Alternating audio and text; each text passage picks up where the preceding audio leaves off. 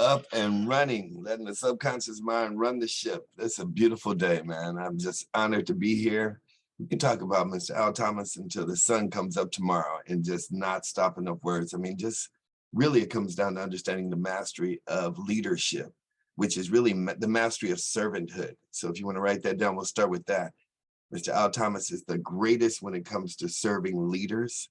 And that's what makes you a great leader, is serving others, not how big you get, not how large you get, not how popular you get, not how much money you get, but how much you make. Or I call it, if you want to know my title in the book, it's called an enlarger. You want to become an Al Thomas enlarger. You want to become a Melissa enlarger, a David enlarger. You want to become an impact player that everyone that comes within your space, you enlarge.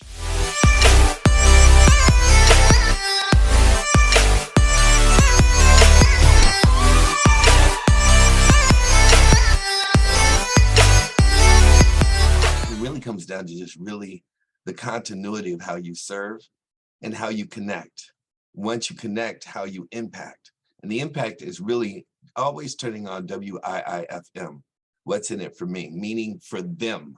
It should say what's in it for them, not what's in it for me. What's in it for me is what people are listening for.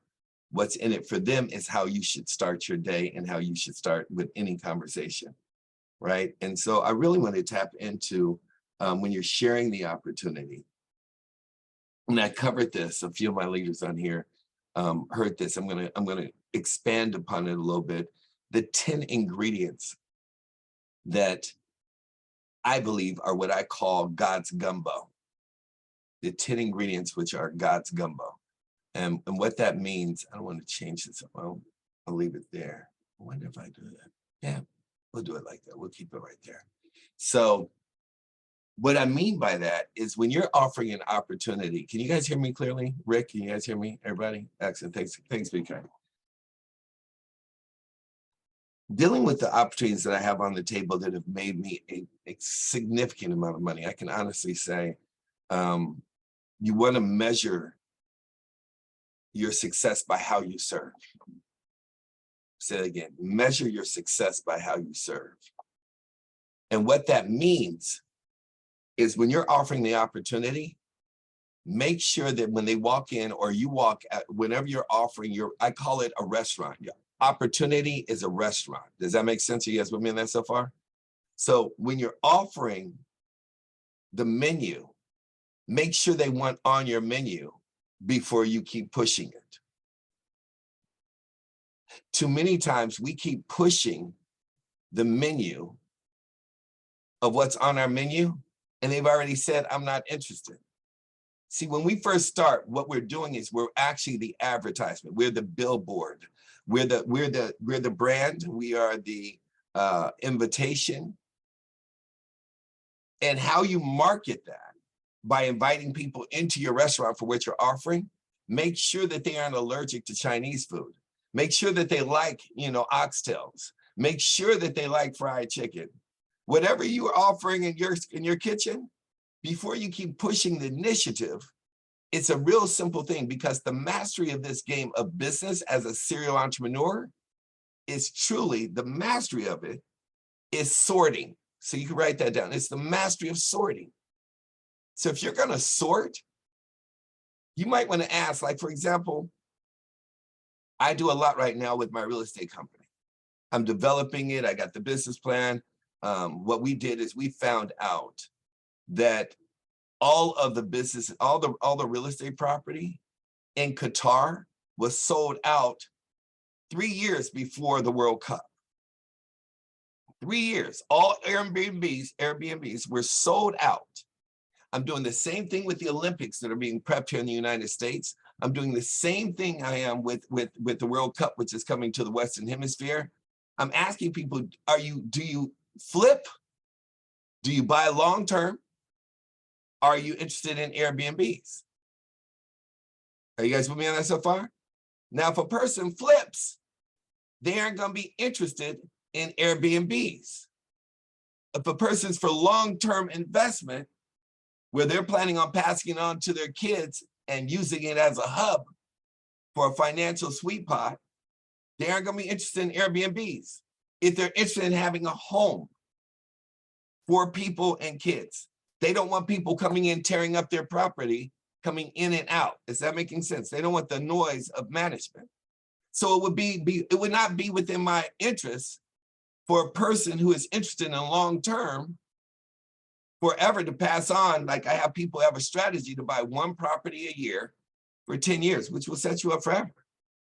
But if they're looking for that, they don't want people coming in where they have to keep cleaning it up, keep getting a management company. Well, within our opportunity, you have to be very clear when you're offering any opportunity to ask them, does this interest you?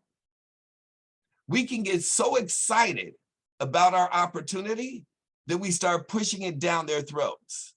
We can say, hey, you got to see this. I am all about persistence, but it's called, just like when it comes down to a person that already has 7 figures in their account, 8 figures in their account, 9 figures in their account.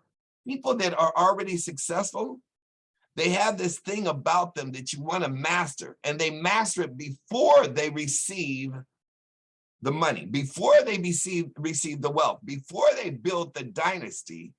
They have mastered this one trait. Would you guys like to know what that is? Okay. It's called relaxed intensity. Relaxed intensity. See, a person that already has $1 billion is not trying to prove to you that they have money. They're not trying to prove to you that they have an opportunity. They're not trying to prove to you what they're worth. They're not trying to convince you about what they aren't rolling up trying to say, oh yeah, I got, you know who I know? I know Michael Jackson. You know who I got, what I got in my bank account? Oh man, I was just hanging out with, here, let me show you my pictures. They're all over Instagram and Facebook, front like they got something. They're sitting in front of cars that aren't there. Some of them they are. Some people got cars that cost more than their rent and their mortgage. So they're working harder on the exterior. Are you guys following me in this? I want to make sure you guys get this because it's loud and clear. They're working harder on attracting, listen to this, the wrong client. They're going to attract a lot of people, but the wrong people. They were never really, and you will find if you are persistent in the wrong space, that people will do it, but that's where the lies come in. What do I mean by the lies? Okay, I'll make it on the PBI, then they don't show up. Okay, I'll make it on the call, then they don't show up. See, the underlying pattern, if you will, the underlying modality of success is called value. So you have to create enough value. Some of us are just like, so are you open? And this is what I got, and this is what's going on. Oh, will you give me 3 minutes? Okay, excellent. And you keep going without listening and say, are you honestly interested, genuinely interested? Before I waste any of my time, before I waste any of my, even in crypto, I have a lot of investments in crypto. I have a lot of friends that were skeptical about it. I placed it in a cold wallet, and people look at me and they're like, look, before we even talk about this project in the metaverse, before we talk about this project in AI and GPT chat, before we talk about these new nuances of life, before I talk about deregulation, before I talk about gas and electricity, before I talk about sell, before I talk about travel, before I talk about what I have to offer in my restaurant, are you interested in being able, I'm telling you right now, it's a modern day gold rush. It's the greatest shift of wealth you'll ever know in this lifetime. I'm a part of a family. The value is in the family. We got tentacles in over 27, 28 countries. We are expanding. Let me tell you about Colombia. Let me tell you about Maryland. Let me tell you about what's happening in Texas. Oh, it's the new black oil. This is beyond the horses you'll ever see. This is the new money. Now, I don't know if you have a need for an extra comma in your bank account. I don't know if you have the bug of being a serial entrepreneur. I don't know if you have the appetite to be able to wake up when you finish sleeping. But if you do, I have something you might be interested in.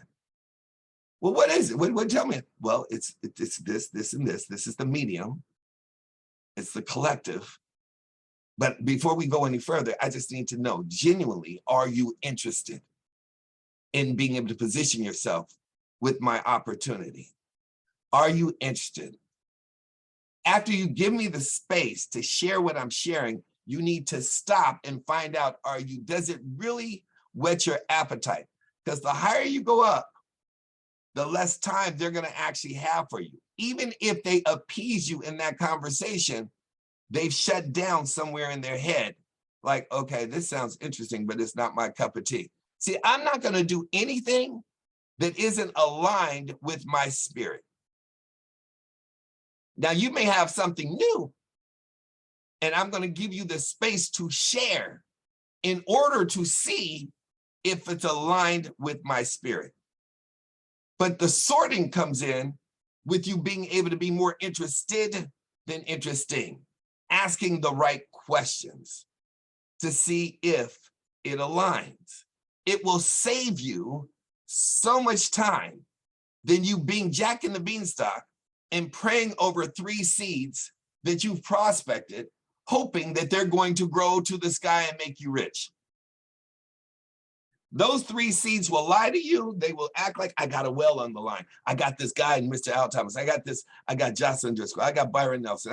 I got these people. I got Bree. I got people who are beasts. And if I could just get you, Mr. Al Thomas, in front of them, why would you want to get somebody in front of somebody who showed no genuine interest and waste both people's times without you doing your work? See, this is where the work lives, is in sorting to make sure you have the right. I don't mind help you bring in a 40, 50-pound bass that you can't pull out the water, so long as it's on the hook.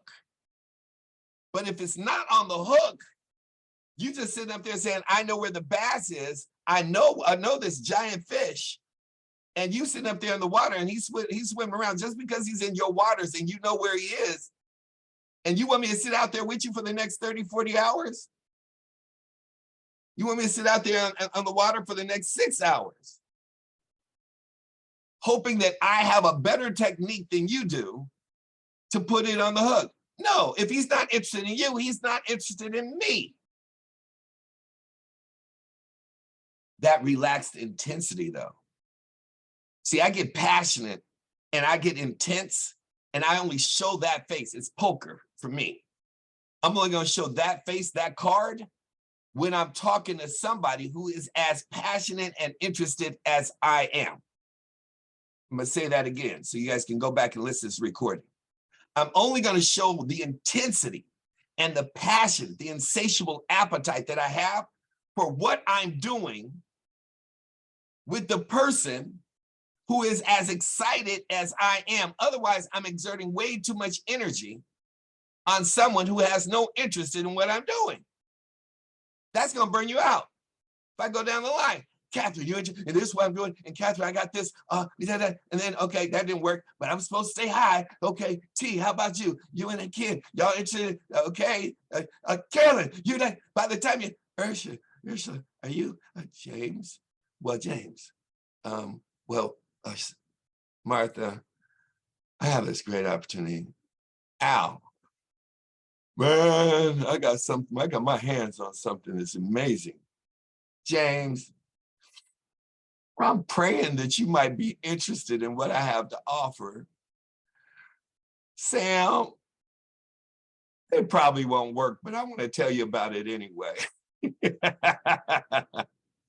You done burnt up your whole script. You done burnt everything up. But if I go in with relaxed intensity, with the knowledge, I'm already winning, because it was just the mastery of an invite. You have to master the art of an invite till someone says, you know what, I was thinking about that. I was thinking about walking off my job.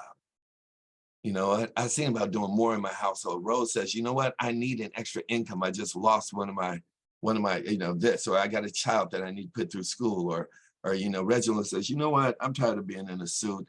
I'm ready to be in a t-shirt and some jeans. And you're like, you know what, I may have something for you, James. I got something for you, where you could be at home and you could wear a t-shirt and you put your pajama bottoms on and your shoes. Now I got a conversation. Now I can get into my conversation and my opportunity. But you talk to somebody about network marketing and then they're saying, I do not like network marketing. And you're like, but you're going to love this.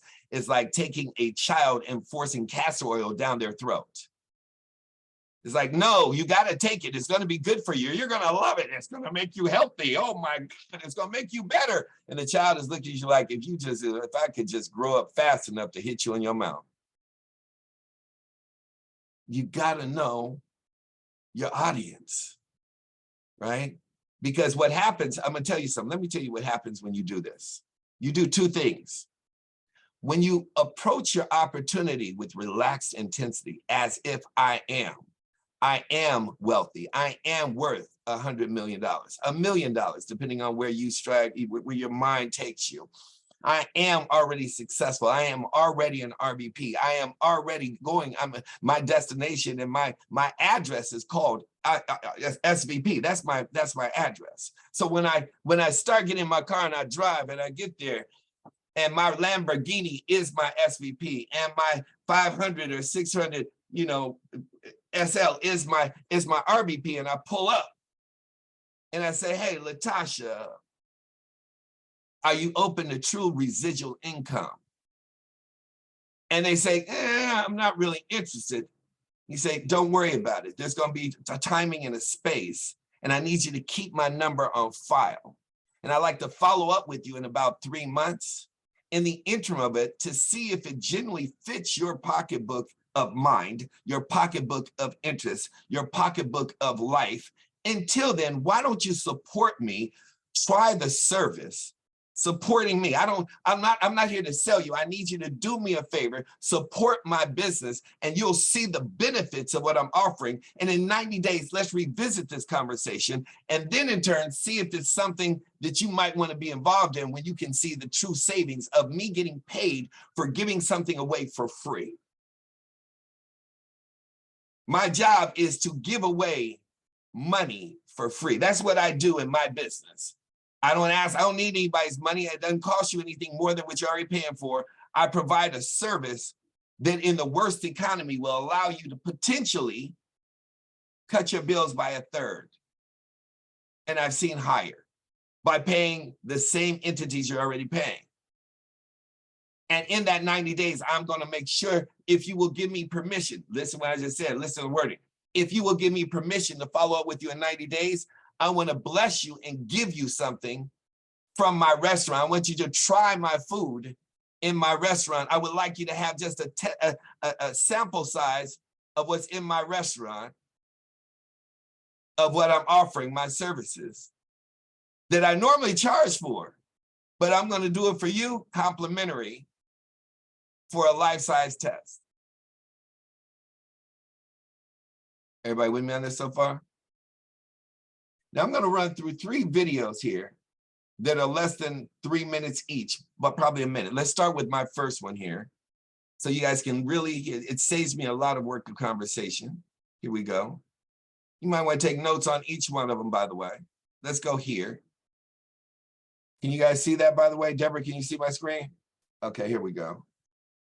I don't know who that pretty brother is right there leaning against a tree wanting to be grounded, but you might want to just listen to him for a second. It's only 58 seconds. That's the starter kit. It doesn't matter if you're listening to this in the middle of the day, in the evening, or in the morning when you should be taking your vitamins. This is your vitamin B. This is your wake-up call to have the most high-frequency day you have ever had in your life. And we're going to start at the starting point of greatness, making a decision to take this vitamin. What is it that top performers through all of history, what have they done? They've gotten great at setting a goal. A goal is right up there with your dream, your why. It is the outcome of what you want to make happen. See, if I'm actually running in the Olympics and I want to get a gold medal, it becomes very easy for me to say no when someone asks me to go out for a drink. I have to take into consideration the time, the drink, the alcohol. No, I'm on track to getting the gold medal. So no. So the vitamin today is learning how to say no to the masses. And yet, if you missed the lesson, the vitamin is learning how to say no to the masses. Yes, to the class situations that will elevate you closer to your dream. Stick with me here. See, we have to be very clear that our life is a movie and that we are the casting director, we're the author, we're the producer, you know, and when the movie does not come out the way we want, it's not the actor's fault.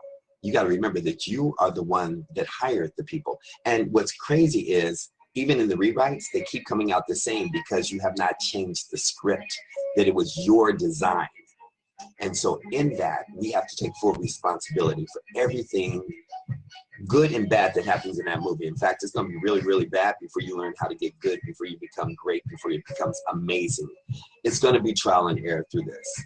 And so the words that I have for this are mirror, mirror on the wall, which means we have to look at ourselves, right? Mirror, mirror on the wall, I'll always get up after I fall. And whether I run, walk, or have to crawl, I'll always set my goals and achieve them all. See, when the morning comes, you must know you have been blessed, intoxicating to experience, to stop and rest, to know so many have awakened with so much less. I wrote this to celebrate you in my mind, in my heart, and in my life. It just made sense.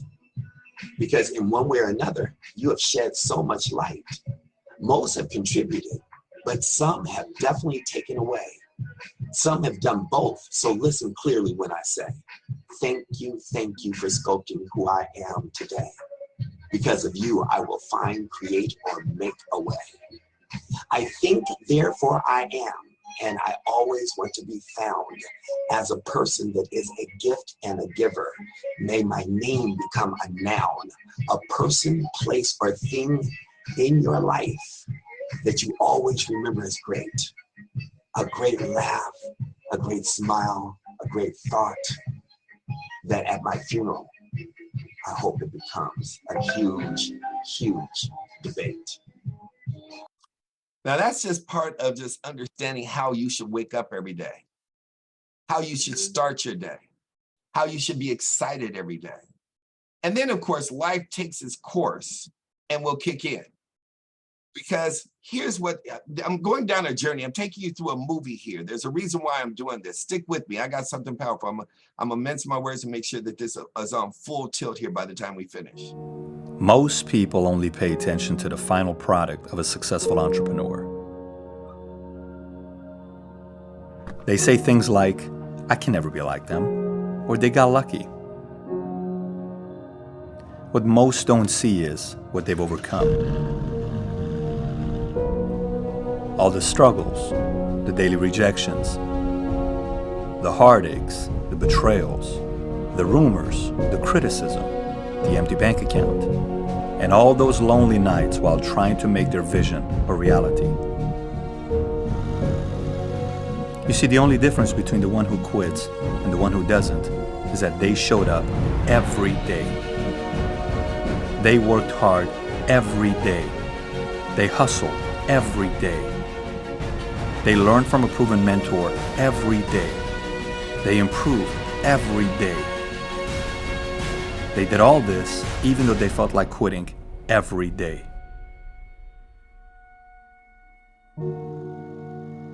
And eventually, they became who they are today.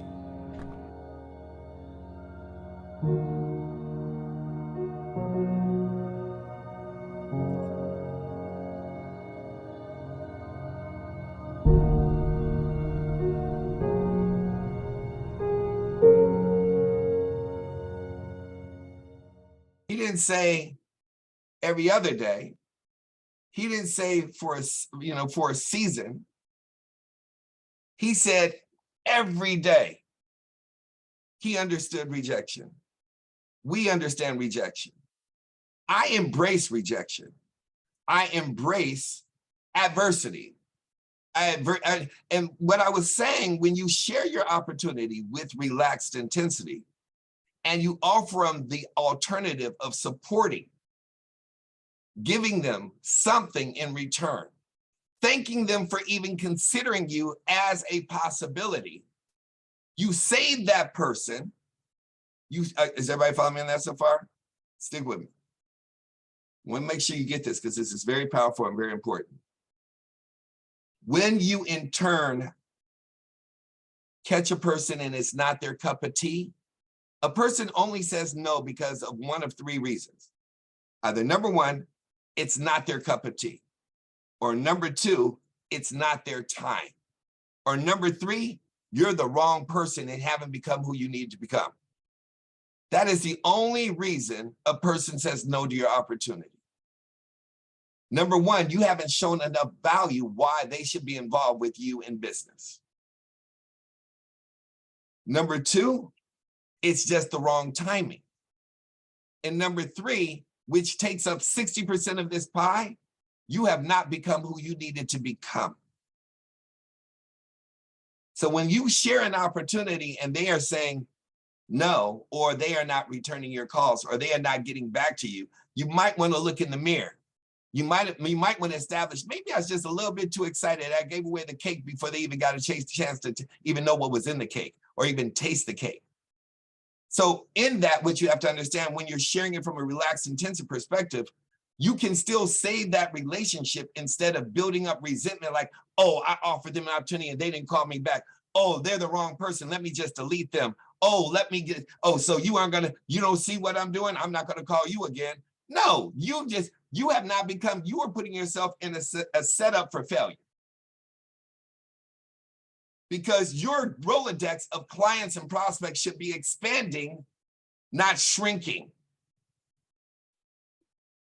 Because if I look at it and I'm looking at the pie, and I understand that 10% of the people, they just aren't interested in what I'm doing. 30% of the people, it's just the wrong timing.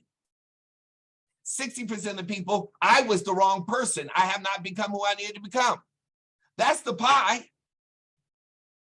Let me say the pie again so you can get a piece of this apple pie that I just made for you. It's a good apple pie. 10% just aren't interested in what you're offering. 30% is just the wrong timing.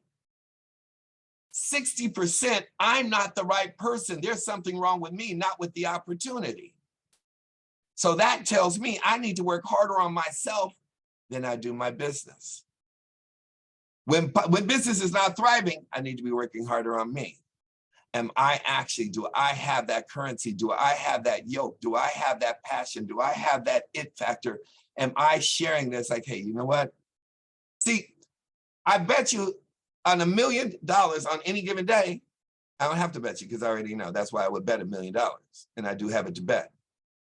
Al Thomas doesn't have to defer to somebody else for his business because he's worked so long and hard on him. He doesn't have to tell you, let me turn you on to an expert. It doesn't matter what I do. I will defer to an expert to pad and put icing on what I'm doing, but not to sell you the cake. If I call Carolyn and say, hey, Carolyn, I got this amazing cake, but I need Al Thomas to tell you about it, you didn't take ownership of your cake. I'm going to tell Carolyn everything about this cake, but I'm going to tell you who originally made the cake, and I'm going to have Al Thomas come on. What he's going to do is validate everything that I'm talking about. What he's going to do is he's going to bring validity to all that I'm talking about. What he's going to do is bring credentials to all that I'm talking about. He's going to add credit, like street cred, to me for all that I'm talking about. He's an OG. But if I'm sitting up there saying, I need you to talk to somebody else, I don't have time to talk to you and then talk to somebody else. I don't need to talk to you unless you find a way to create value to give me a piece of the cake before I talk to the person who actually who made the cake. Nod your head if anybody understands this. So y'all follow me in this conversation? So here, check this out. Here we go. It's the last part of the movie here. Hope y'all with me here. So you understand what you got to go through in order to be successful. I applied for Harvard for 10 times, rejected. When KFC came to China, come to my city, 24 people went for the job. 23 people were accepted. I was the only one guy. One of the secret sources for Alibaba's success is that we have a lot of women. 47% of our company are women. If you want to win in 21st century, empower others, making sure the other people better than you are, then you will be successful. So I find the women, they think about the others more than they think about themselves. China today is the second largest economy in the world. China should pay attention to the quality of the economy. Just like a human growth, certain time the slow of growth of your body was slow, but you should grow your mind. grow your culture, grow your value, grow your wisdom. I think China is moving to that direction. When you have $1 billion, that's not your money. That's the trust society gives on you. So many people I talked to at that time for Alipay, they say, this is the stupidest idea you have ever got. But I say, I don't wear the stupid club as long as people use it. Now we have 800 million people using this Alipay. Tai Chi is about how you balance, how you work, like a competition. People say when I compete with eBay, say, you hate eBay. No, I don't hate eBay. It's a great company. They come, I go. Tai Chi is like, you fight here, I go over there. You put it on the top, I go to down, right? So it's a balance. Many years ago, I want to change the world. Now I think if we want to change the world, we change ourselves. Change ourselves is more important and easier than change the world. And second is that I want to improve the world. Because it changed the world, maybe Obama's job. Because my job is to making sure that my team are happy. Because my team are happy, they can make my customer happy. I remember one of the senior management of Walmart guys came to Hangzhou 5 years ago. I said, maybe in 10 years we'll be bigger than Walmart. He said, young man, you have a good hope. If you want to have 10,000 new customers, you have to build a new warehouse and this, that. For me, 2 servers. There's a lot to that. I'm hoping you guys, you might have to go back and watch this a couple of times. I started with, I wanted to give you the 10 ingredients that are the most expensive things that will allow you to be successful. They're the most expensive things that will allow you to be successful, but they're the most inexpensive things. Have you noticed that the most expensive things on the planet cost you nothing? Your salvation costs you nothing. The air you're breathing costs you nothing. The wife you have, the husband you have, but to keep them costs you nothing. You wanted to get married and all of a sudden the rest of your life is hell. That was a choice. When we understand these 10 things, and I don't have the time in this training here today, but you can get a copy of it. I did make a copy. You can get it from Wendy or Al or Bree. I just want you to have it. I've expanded upon them in another training I did last week. Number 1 is time. Most expensive currency on the planet. You either invest it or you spend it. Number 2, and I'm giving you the things that will make, this is what I call God's gumbo. You master these 10 things, you don't need to go to another training in your life. All you gotta do is work for the rest of your life. Guaranteed. Number 2, your thoughts. Your thoughts become things. The people you think are gonna get in your business are not. The people you think won't will, and the people you think will won't. When I put together my chart to go RVP, and then I put together my chart to go SVP, I used to go into my RD's homes and I would literally write on, I remember one in particular, he had this big mirror as soon as you walked in the door, and I would chart out 3 different lines. Actually, it was more then, but I would chart out 3 more lines and I would start putting names on them underneath. And I was like, and these are the 3 5-star generals we're gonna put on your team. These are the ones we're gonna invest in. These are the ones we're gonna build in. And I would put due dates. You heard me talk about goals. I'll put due dates. This is when you need to arrive. This is when we're gonna complete this cake. This is when we're gonna finish these goals. And I literally had a big, gigantic mirror, like a big, like a Tudor door. And it was a mirror, and I used to write on it every day. I would go and see him every other month. I would write, and we put pictures and markers, because you had the erasable markers you can wipe off on the mirror. I wanted him to see the picture. I wanted him to visualize his team. I wanted him to see the due date. And every day we do this, every freaking day. When I left, he had got the habit. He started doing it. And you know what?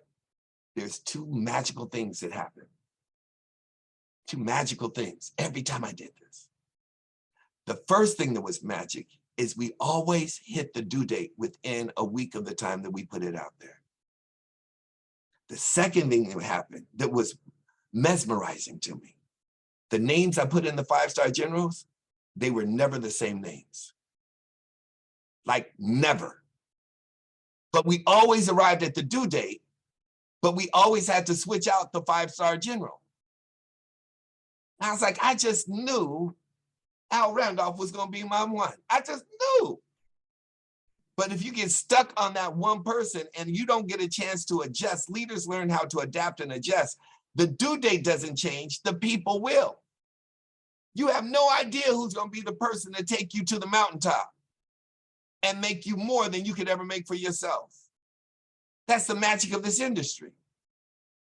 And I would look at that and I was like, thoughts are things. Number 3, attitude. God, I wish I had time to train on this. I'm just going to give you the ingredients. You know, I would truly seek out how to make the gumbo. I'm just giving you the ingredients to the gumbo. And this isn't just applicable to our business. This is your life. You master these 10 things, your life will change. Number 3 is your attitude. It will always dictate your altitude, how high you go, how far you'll go, and the destiny of your ship.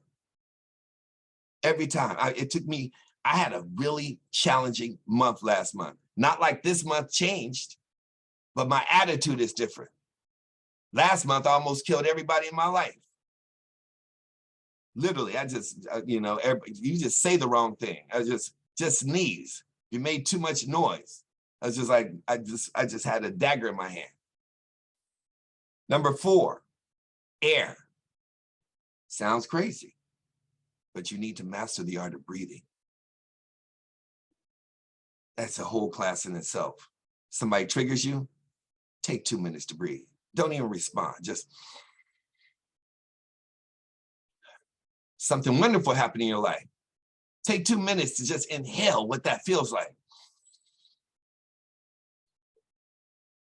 Challenges show up. Just take a minute to breathe.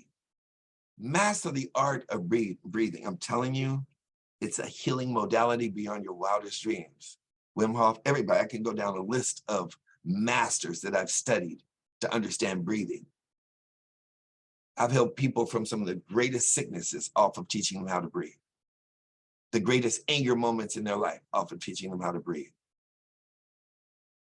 We take it for granted. Number 5, water. Be like water, grasshopper. Exactly. Al Thomas did it, I'll do it too. Toasting my man. Gotta have you some water. Everywhere you go, you need to have water. I can't even tell you how magical water is. Now, everybody heard you need to drink water. I imagine myself being the water that grows every tree, every flower, the clearing of a sky, and then being absorbed by the sun, and then put back into clouds, and then coming back down again. I have a complete vision of how I actually am the source, not knowing that 70% of your body is water, 70% of the oceans and lakes on this planet is water. Exactly. That's not an accident. God did not make that a coincidence. Decisions. That would be number 6. The power to decide. I'm in, I'm out, I'm doing this, I'm not doing this. Taking action to decide, to decide, to decide, to decide, to decide. One of the things I dislike most, I'm processing, I'm thinking about it. I have some questions. Are you employing scientists? If you got to be careful, because if you're employing scientists, you probably have some scientists in you that's attracting them. Probably was you before you decided to be who you are. So there's a residual effect of what you're attracting. Who? Number 7, words. The words, can you hear the words that are coming out of my mouth? the power of affirmation, the power to give life and to give death, the power to scream who you are so the world can hear you, the mastery of language, speaking into, he spoke life into bones and brought them to life again. Knowing what you can do to lift somebody up, inspire somebody, not motivate, talk with, not at. Oh my God, that's a whole day training in itself. Number 8, to dream. To dream is to understand, as I told my team before, number 11 is a bonus one, which is sleep, but it goes along with dream. You got to understand the power of theta.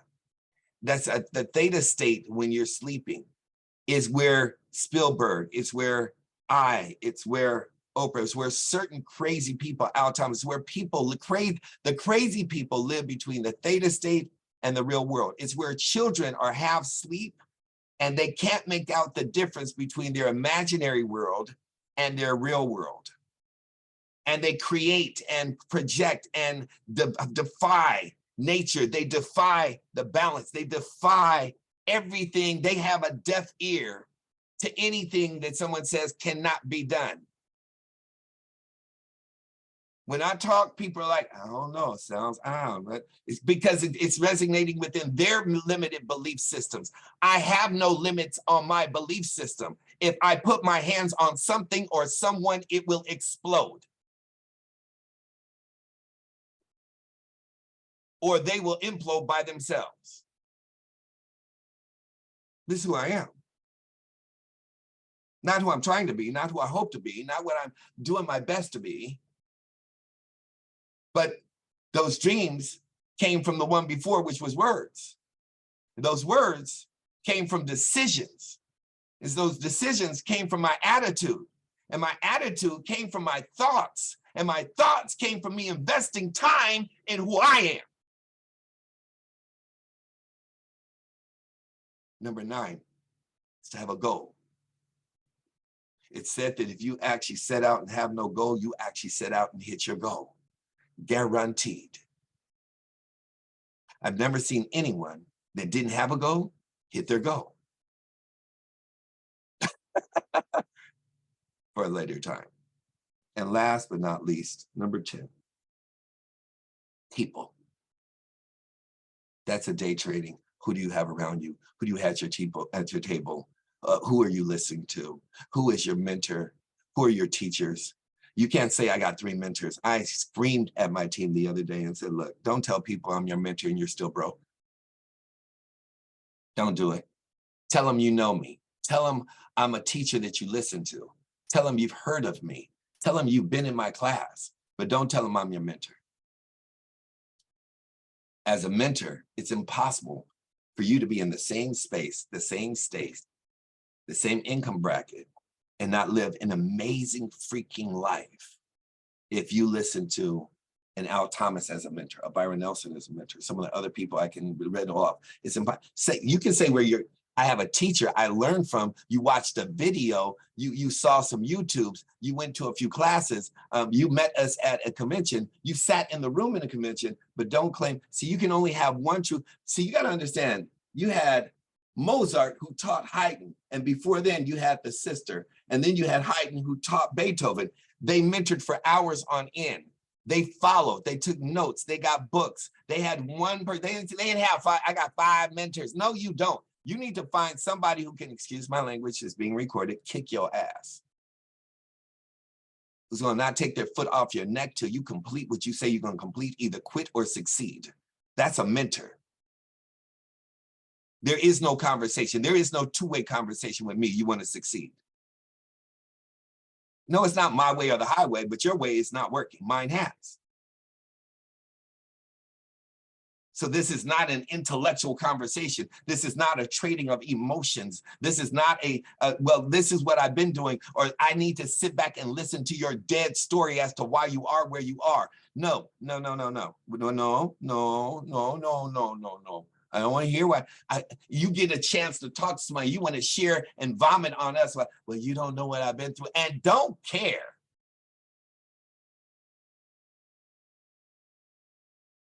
Only care about where you're going. Don't care about where you've been. Don't want to have a conversation about where you've been. I don't want to know about all your different flaws. I want to know why you keep reaffirming all your different flaws and reaffirming the dead story as to why you are where you are. Yes, you've been through divorce. Yes, you've been left on the curb. Yes, you were an orphan. Yes, we were raised in the hood. Yes, you had somebody take you through the ringer. Yes, you've had your heart broken. Yes, guess what? Everybody got that story. Now, how are you going to write a different one? Because nobody want to hear that stuff.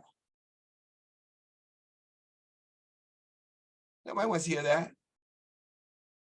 You had 3 heart attacks, you're still here. You're still here. God bless you to still be here. You see what I'm saying? So when you have that mentality, that attitude, that mind, what are you doing for you? As I wrap this up, I'm 1 minute over. What are you doing for you to make yourself more valuable, that you don't have to look for people, but they're looking for you? That's it, Mr. Al Thomas. I'm complete.